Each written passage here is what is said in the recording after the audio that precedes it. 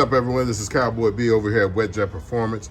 And what we're going to do today is put in the WetJet Performance storage compartment extender, so you can put big phones in here from Samsung and iPhone without having to worry about trying to puzzle piece it in here. Some of the phones are just absolutely too big to just go in here. So everybody wants a little bit extra storage. We're going to take care of that for you right here.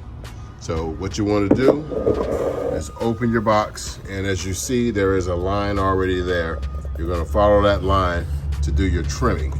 I'm going to have to cut, but it won't be able to cut it with you while I'm in here. But you use a cutout tool, like similar to what we do the exhaust with, or a Milwaukee drywall cutout tool, or a roto-zip wheel. Any of those will work. You can cut in here. You can get a knife and go down the edges. Use whatever you got DIY, but the right tools make the job easier, and it goes really fast. So let's go ahead and get this started, and I'll trim this out and get back to you and show you how it goes in here. All right, we cut it all the way through here, and you basically are we use the cutout tool.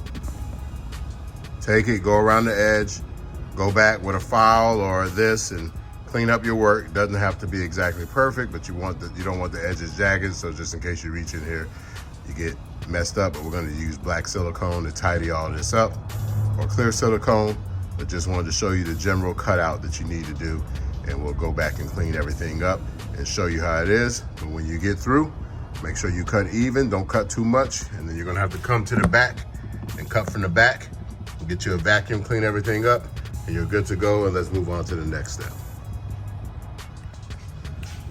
All right, on both sides, you'll have an 8mm screw right here, and you'll have to remove a pin right there, a little retaining clip, and you'll be able to pull this out and get the screws in there, because we pushed that in here and we're gonna bolt it up. You really only need 2 screws on each side, and you're good to go. It has screws for 8, but you don't need to get all 8 in there.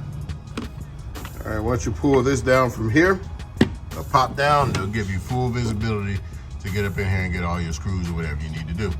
So what we do is put a little silicone on the outside and line this up to where you want it, and put the holes in there.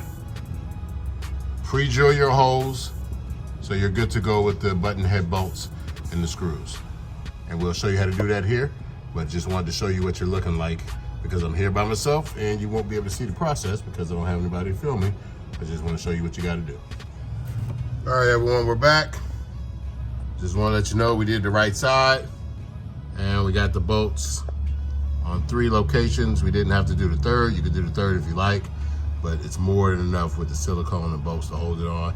Don't go crazy with the torque. You just need to get them snug, because the silicone is going to do most of the work. This just holds it in place. Just to show you this, what it looks like before we seal it up.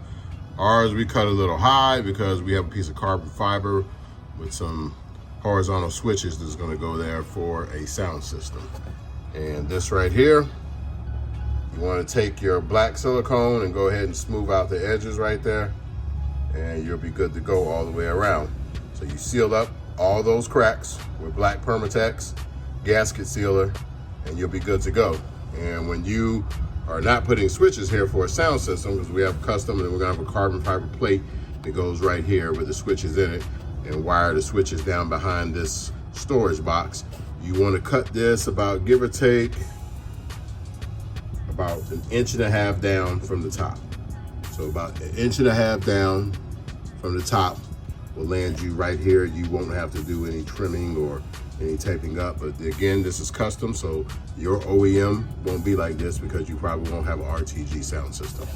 But just wanted to show you all this, and you got plenty of room in here. And the final version, you'll have the WetJet logo, and it won't be upside down, it'll be right side up.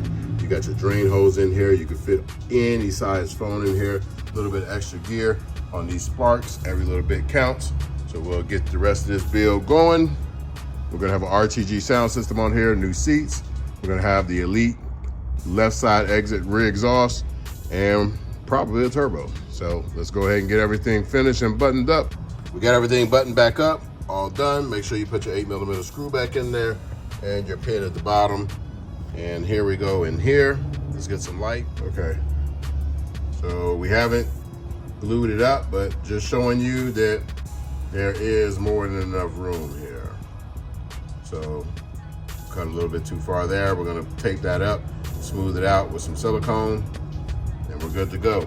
So remember, put your silicone in here because you wanted to stay as dry as possible. Sparks don't stay dry, so rest assured water's gonna get in here. That's why the drains are in there.